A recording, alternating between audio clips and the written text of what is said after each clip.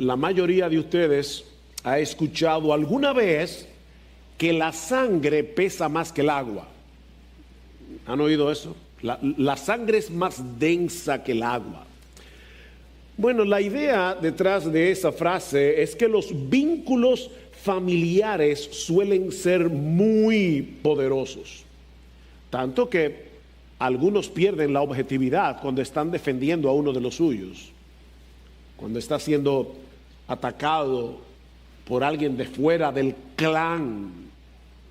No, tiene que ser el otro que esté mal, no mi hermano, no mi hijo, no mi primo. La sangre pesa más que el agua. Sin embargo, ese dicho tiene sus excepciones. Dos personas pueden ser de una misma familia y llevarse muy mal.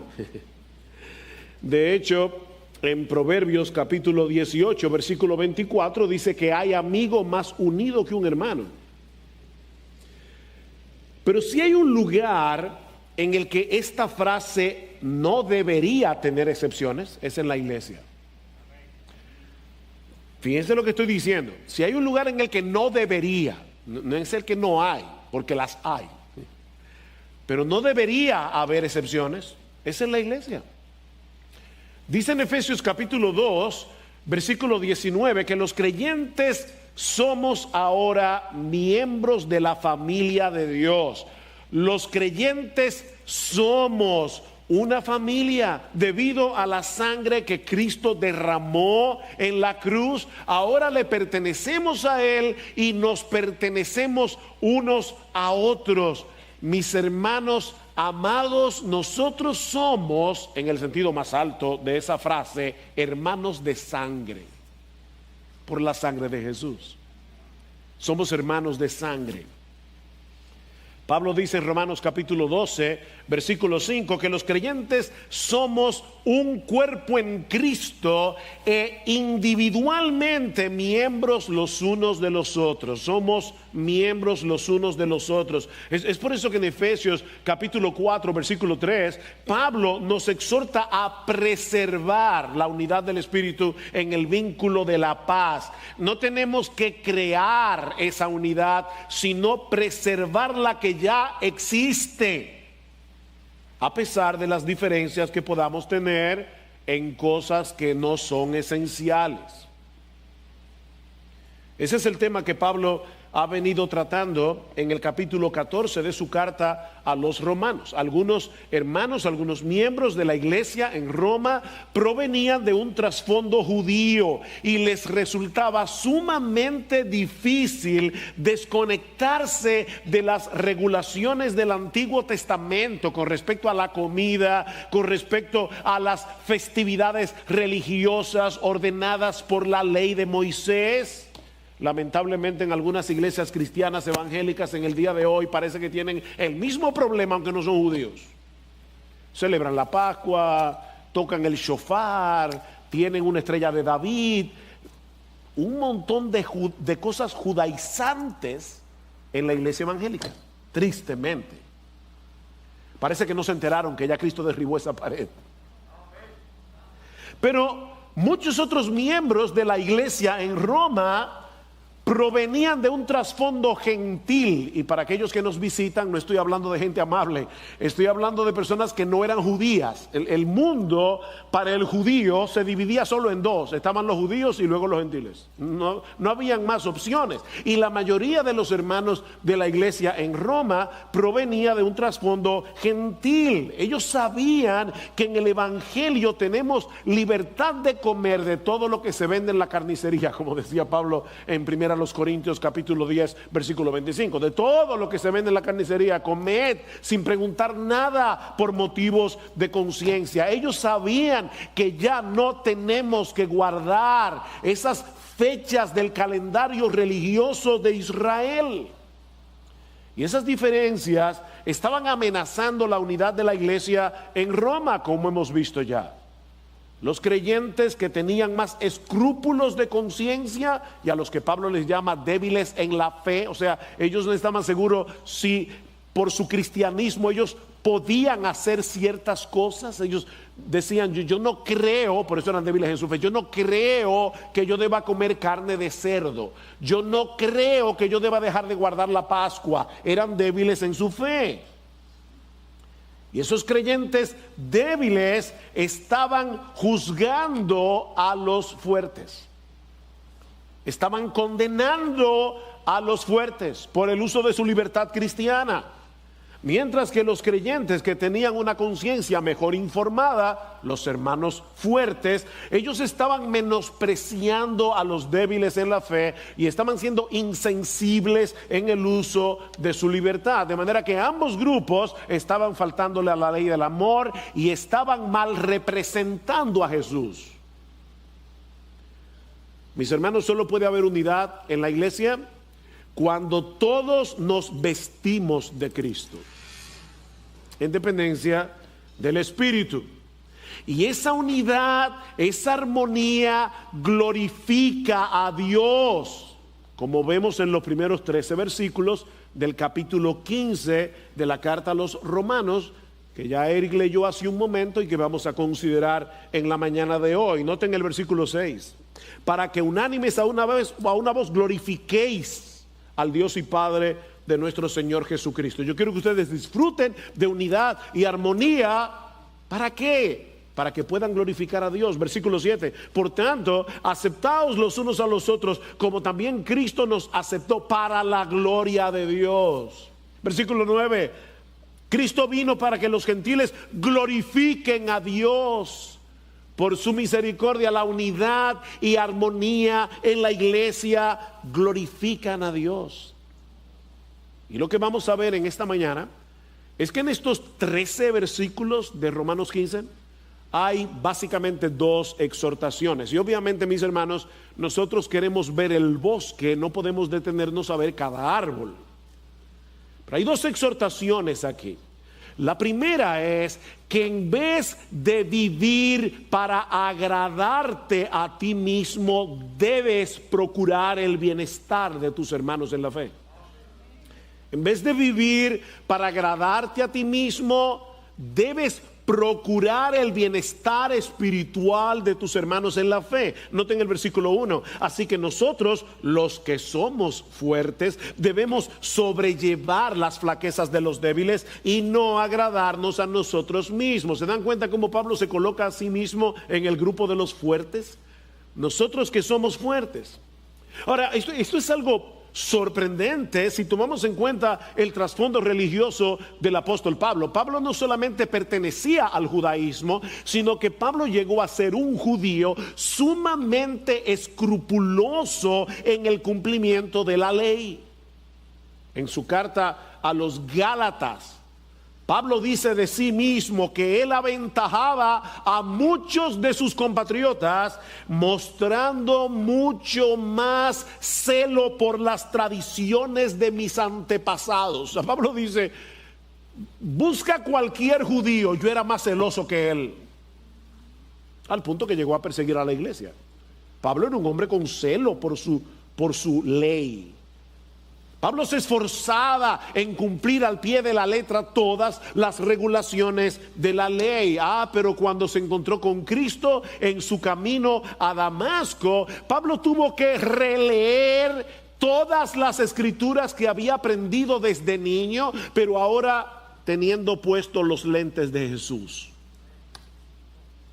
Y yo tengo particularmente la opinión, y otros opinan igual, pero esto es una especulación, que cuando dice que Pablo se fue a Arabia por 3 años, la región que se conoce como Arabia en aquellos días no es la que nosotros conocemos hoy como Arabia, era una región bastante desértica. Y algunos se preguntan, ¿qué hizo Pablo esos 3 años en Arabia, en esa región donde casi no había gente?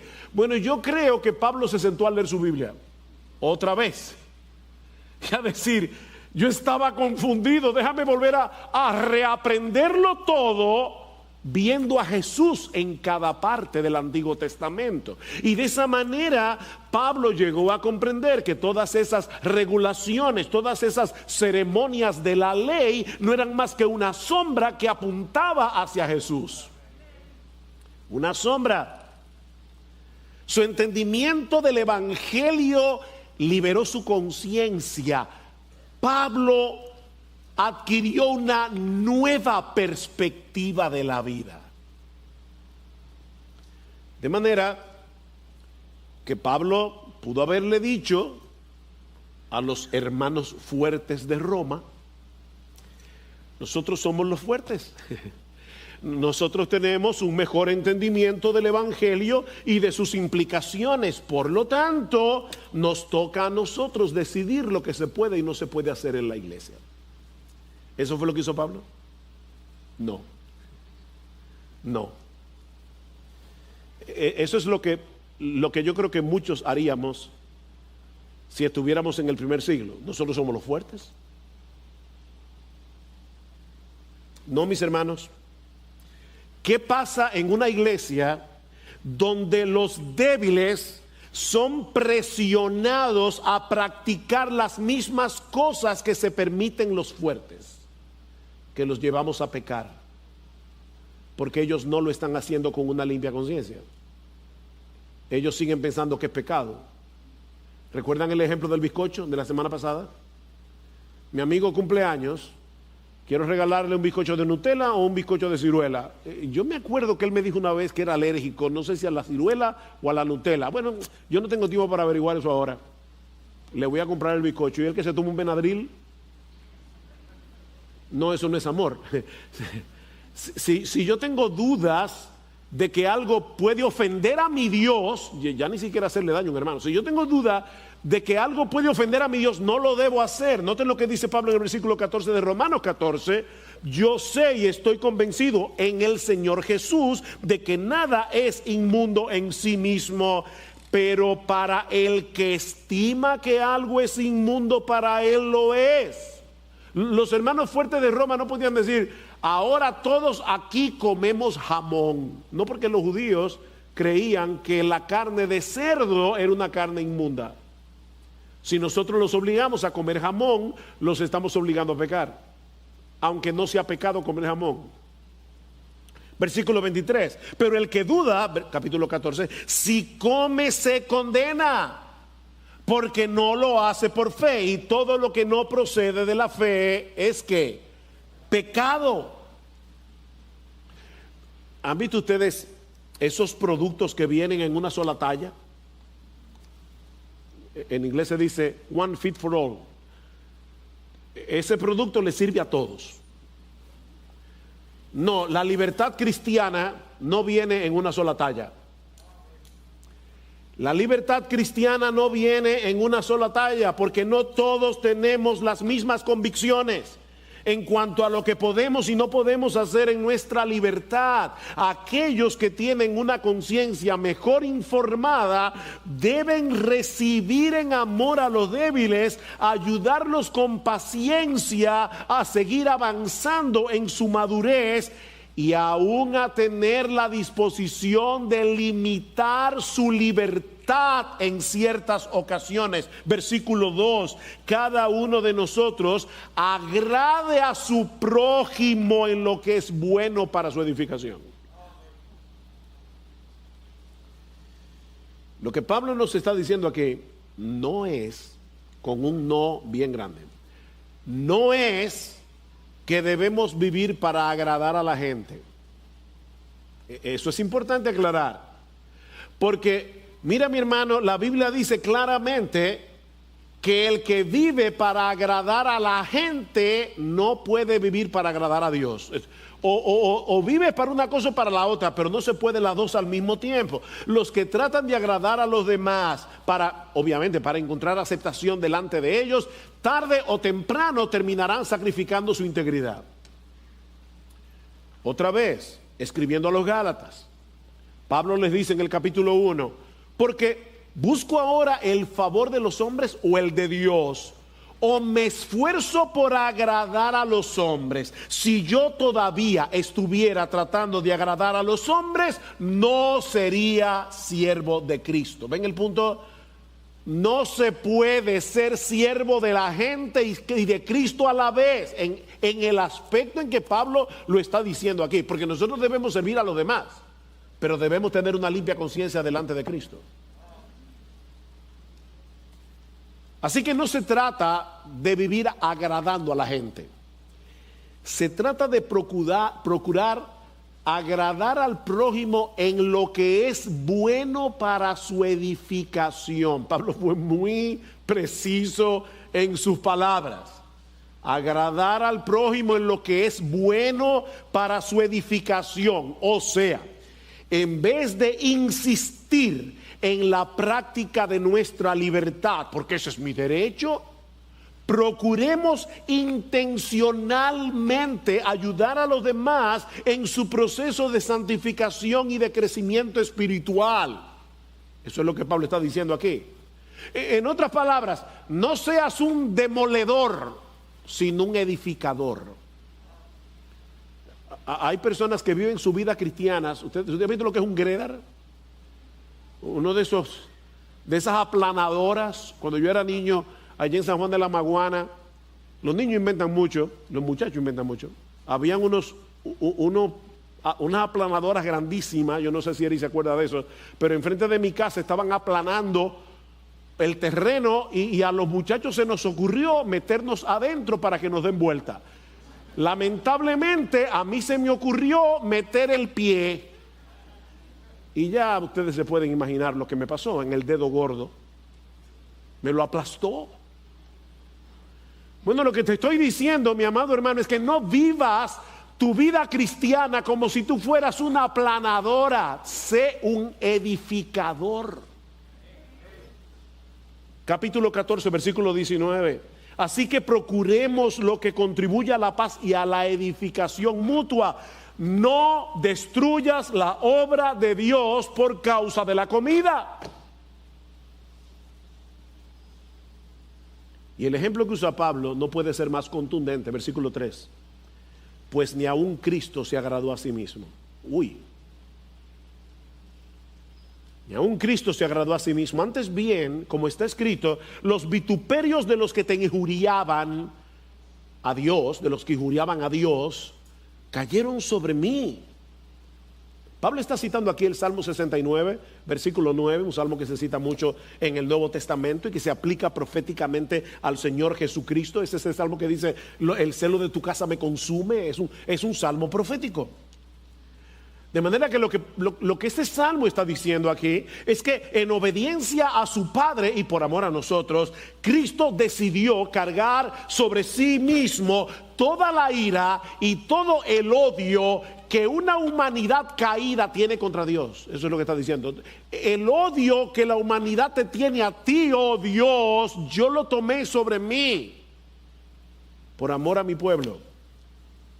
La muerte de Cristo en la cruz es el ejemplo supremo de alguien que puso a un lado su propio bienestar para llevar a cabo la obra de Dios en la salvación de los pecadores. Y nosotros no podemos limitar nuestra libertad por amor a los demás. Él no consideró ser igual a Dios como algo a que aferrarse, sino que se despojó a sí mismo, tomando forma de siervo, haciéndose obediente hasta la muerte y muerte de cruz, dice Pablo en Filipenses capítulo 2. Y nosotros no podemos limitar nuestro menú. No podemos limitarnos en aquellas cosas que nos son lícitas hacer, pero en un momento dado y en un contexto particular nosotros sabemos que pueden hacer tropezar a otros. Tú no puedes limitarte. Entonces tú eres un esclavo de tu libertad, aunque suene raro. Tú eres un esclavo de tu libertad, no eres un esclavo de Jesús.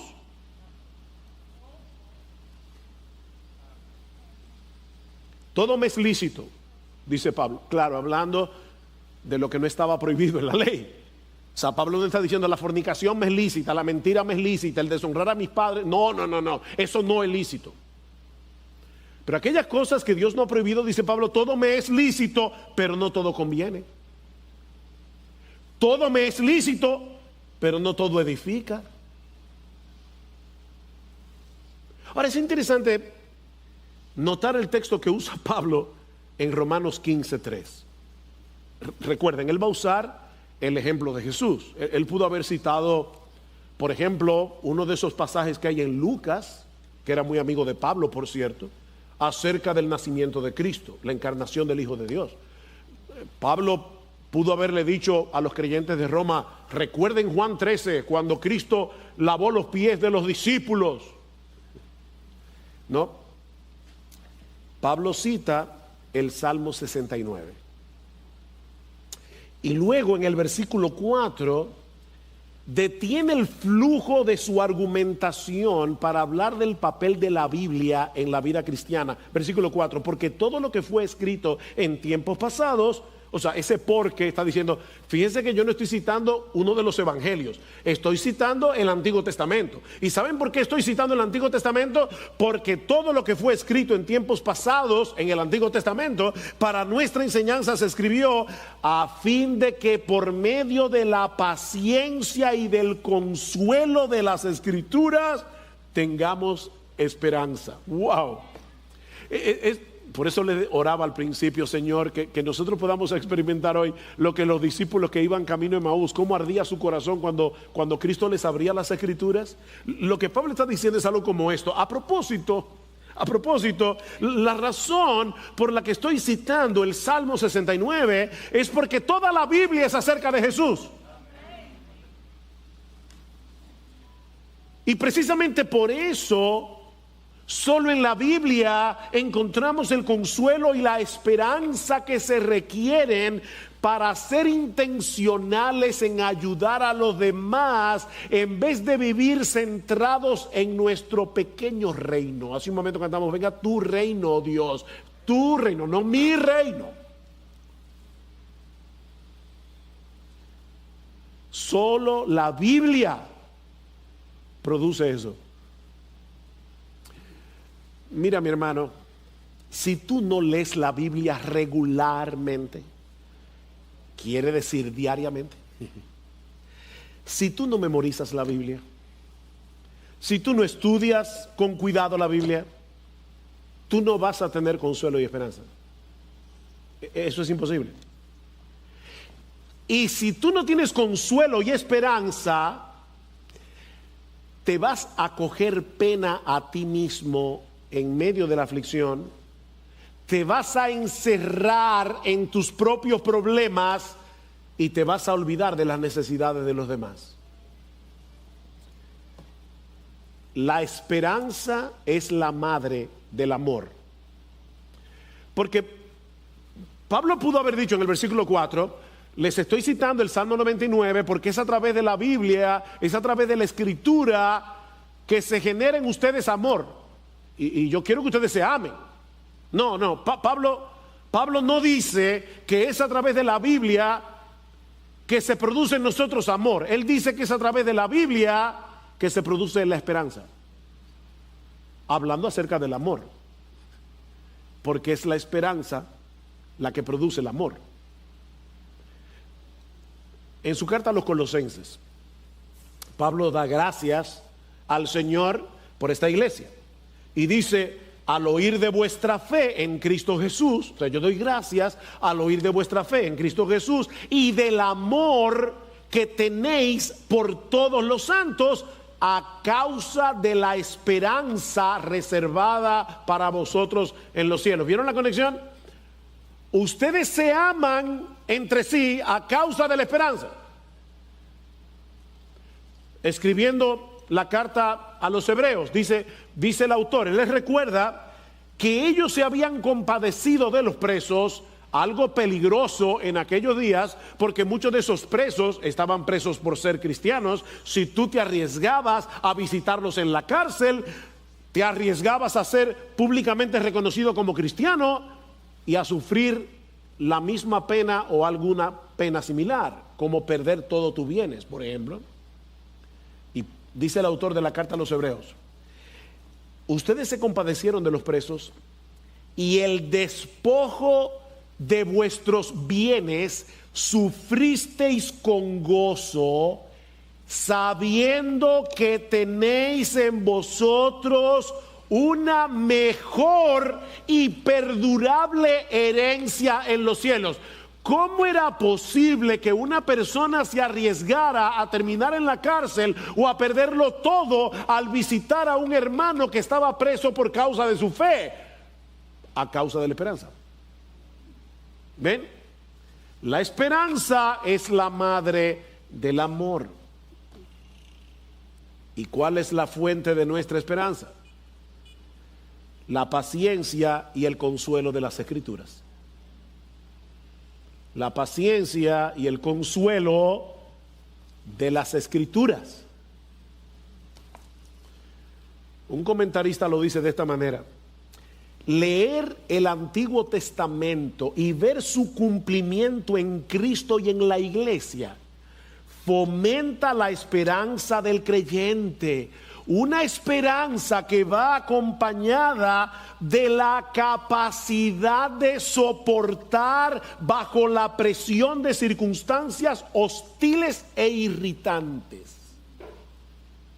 Nosotros estamos viviendo en medio de muchas circunstancias hostiles e irritantes.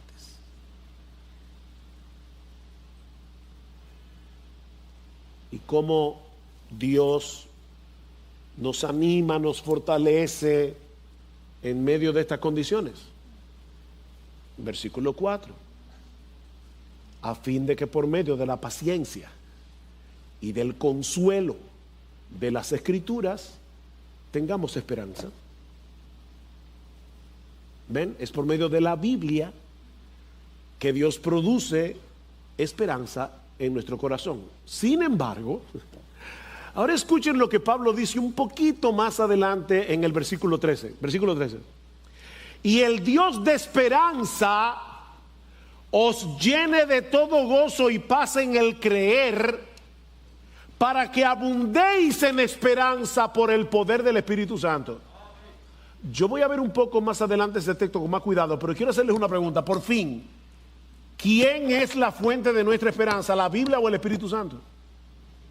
Porque Pablo dice en el versículo 4, la Biblia.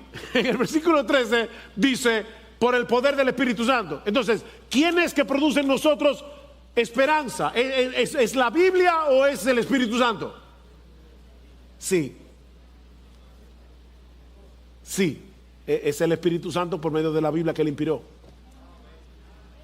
Dios obra a través de su palabra, mis hermanos. Este libro no es un registro de lo que Dios habló hace 2000 años o hace 3000 años. Este libro es Dios hablando a nosotros hoy. De ahí la famosa frase de John Piper: ¿tú quieres oír la voz de Dios en una forma audible? Lee la Biblia en voz alta. Porque Dios nos habla a través de este libro. Esto no es letra muerta. Este es un libro vivo. La palabra de Dios es viva y eficaz y más cortante que cualquier espada de doble filo. Penetra hasta la división del alma y del espíritu, de las coyunturas y los tuétanos, y es poderosa para discernir los pensamientos y las intenciones del corazón. Este libro habla cuando tú quieres oír, cuando lo lees con cuidado.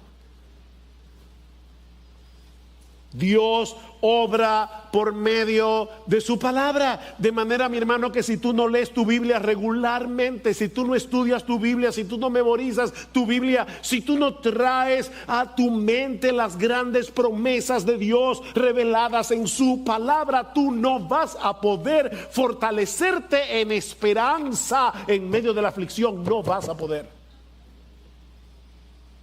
Escucha a Dios. Y a Dios no se escucha poniendo la Biblia debajo de la almohada a ver si se te pega algo. No. A Dios se escucha con los ojos. Lee el libro con cuidado. Lee este libro. Y luego recuerda lo que Dios nos dice a través de este libro. Mis hermanos, estamos viviendo en días de mucha calamidad. Y no me refiero únicamente a la pandemia del COVID-19. Y es una pandemia que ha traído muchas consecuencias. Me refiero a la pandemia moral y social que está padeciendo la sociedad occidental en el día de hoy. Mira, mi hermano, mi hermana, si no nos fortalecemos en esperanza, nos vamos a encerrar en nuestros propios problemas y no nos vamos a extender hacia los demás en amor.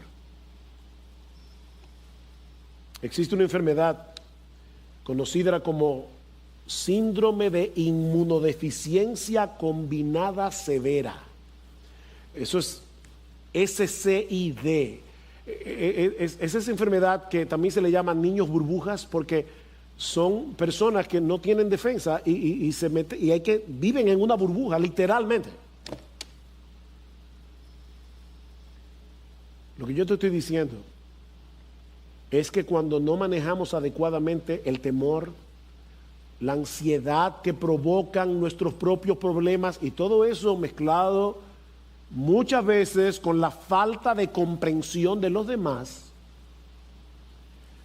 inevitablemente puede llegar a padecer un SIDC espiritual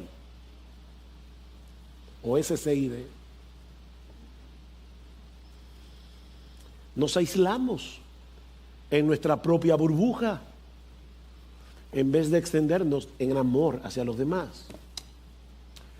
Es por eso que Pablo no se limita únicamente a dar una exhortación, sino que también le ruega a Dios que produzca esa unidad de mente y de corazón en la iglesia. Vean el versículo 5, y que el Dios de la paciencia. Ahora de repente Pablo estaba hablándole a los romanos y ahora de repente le habla a Dios, o expresa su anhelo de que Dios obre y que el Dios de la paciencia y del consuelo os conceda tener el mismo sentir los unos para con los otros conforme a Cristo Jesús.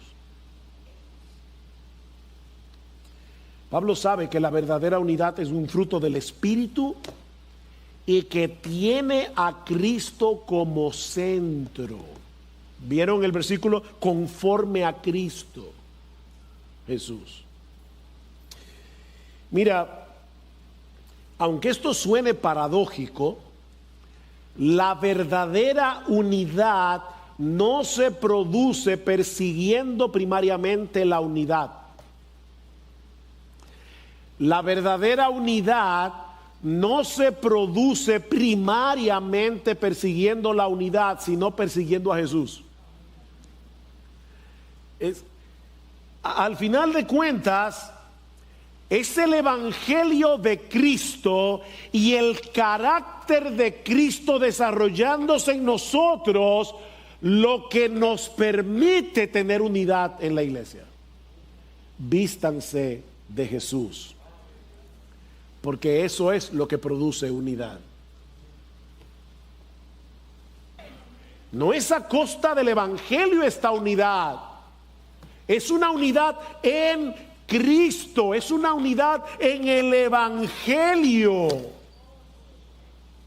Es ese tipo de unidad lo que nos permite glorificar a Dios con un solo corazón y a una sola voz, algo que se hace evidente cuando nos congregamos como iglesia en el día del Señor. Versículo 6, para que unánimes a una voz, glorifiquéis al Dios y Padre de nuestro Señor Jesucristo. Pero hay otra exhortación en nuestro texto que veremos más brevemente y que en cierto modo cierra con broche de oro toda esta discusión acerca de la libertad cristiana. Acepta a los demás creyentes como tú fuiste aceptado por Cristo Jesús. No solamente se trata de sobrellevar a los débiles, no de tolerarlos de mala gana, de sobrellevar sus debilidades, de ayudarlos a crecer, de amarlos en el Señor. Ahora dice Pablo, acéptalos, acéptense mutuamente. Versículo 7, por tanto, aceptaos los unos a los otros, como también Cristo nos aceptó para la gloria de Dios. Déjame hacerte una pregunta. ¿En base a qué nosotros fuimos aceptados en la presencia de Dios. Fuimos adoptados como hijos en la familia de la fe. ¿Recuerdas Romanos 5:1? Habiendo sido justificados por la fe, tenemos paz para con Dios por medio de nuestro Señor Jesucristo. ¿Ves? No es sobre la base de nuestro desempeño, de nuestras buenas obras, que somos aceptados por Dios. Es únicamente por la justicia perfecta de Cristo que es puesta en nuestra cuenta, nos es acreditada por medio de la fe. Dios nos ve como si nosotros hubiéramos tenido la misma obediencia de Cristo a sus mandamientos. Una obediencia perfecta. Esa es la buena noticia del Evangelio, que nosotros somos salvos por gracia, por medio de la fe sola. Esa palabra es importante. Por medio de la fe sola en la persona y la obra de nuestro Señor Jesucristo, a pesar de nuestras deficiencias. Pero ahora yo te tengo otra pregunta. ¿Qué impacto debiera tener esta doctrina de la justificación por la fe sola en nuestra relación unos con otros? ¿Cómo debe impactar el Evangelio? Tú dices creer en el Evangelio, ¿verdad? En esa doctrina, tú dices creer en que somos justificados únicamente por medio de la fe. ¿Cómo debiera impactar eso tu relación con los demás? Me encanta cómo lo dice un comentarista. Cuando asimilamos la doctrina de la justificación, que somos aceptados a pesar de nuestras deficiencias y defectos, seremos capaces de aceptar a otros a pesar de sus deficiencias y defectos. De hecho, y esta frase me impactó, la manera de determinar que también entiendes el Evangelio es ver cuánto amas a las personas a pesar de sus defectos. Esa es la prueba de fuego. ¿De verdad tú entiendes que Dios te aceptó a ti a pesar de tus pecados y defectos? Pero tú no puedes aceptar a los hermanos, algunos hermanos en la iglesia por causa de sus pecados y defectos. Entonces tú no entiendes el Evangelio como debieras entenderlo. Tú tienes un problema. Por eso decíamos hace un momento que esta unidad no es a costa del Evangelio, es a causa del Evangelio. Como Cristo los aceptó, acéptense unos a otros. Dios te ha dado la bienvenida en su familia con los brazos abiertos por causa de su hijo, no por causa de ti. Y tú te estás alejando de otros miembros de la iglesia por cosas que no son básicas, que no son esenciales.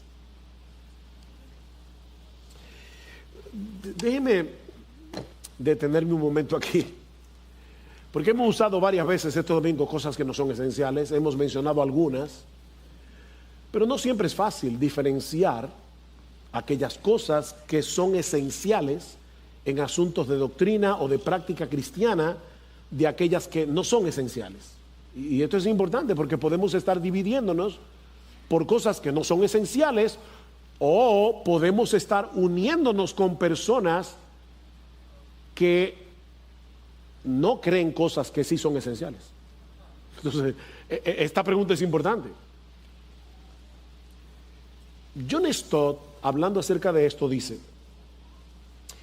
aunque no siempre es fácil distinguir entre lo que es esencial y lo que no lo es, una guía segura es que los conceptos sobre los que las Escrituras hablan con voz clara son esenciales, mientras que aquellos asuntos sobre los cuales cristianos igualmente bíblicos, igualmente ansiosos por entender y obedecer las Escrituras, llegan a conclusiones diferentes, han de ser consideradas como cosas no esenciales. Ahora, esto no es una regla infalible. Esto no se aplica en todos los casos, pero yo creo que es una buena regla general. Te lo voy a poner de esta manera. Si una persona ha confiado únicamente en Cristo para el perdón de los pecados y ser aceptado delante de Dios, y esta persona no niega ninguna de las doctrinas cardinales de nuestra fe,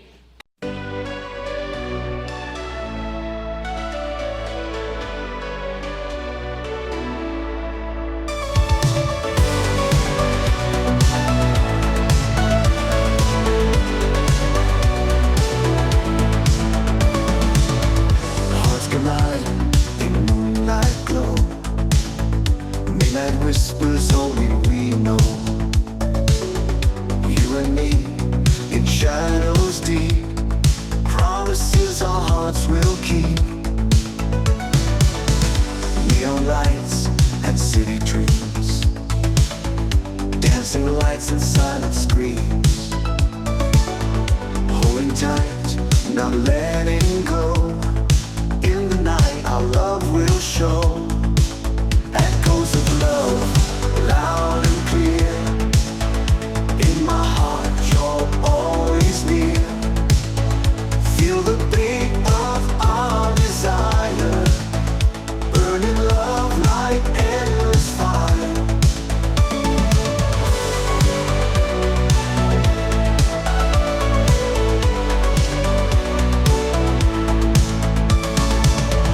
Waves crash under summer skies, love reflected in your eyes.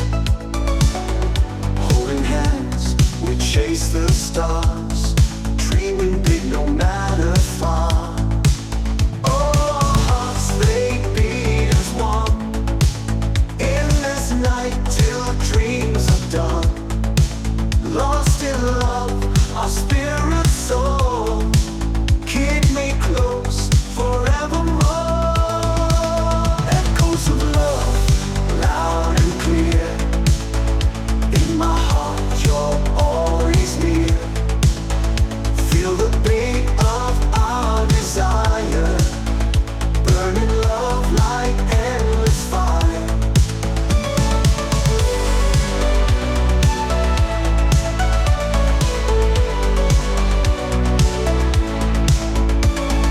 Only dawn's light, we find our way. Love's first light will guide the day. Through the night, we found our truth. In the dawn, our love's relentless youth. Echoes of love, loud and clear. In my heart, you're always near. Feel the beat of our desire, burning love like endless fire. As the night gives way to day, all our love will find its way. Hand in hand, we'll walk the earth. Echoes of our endless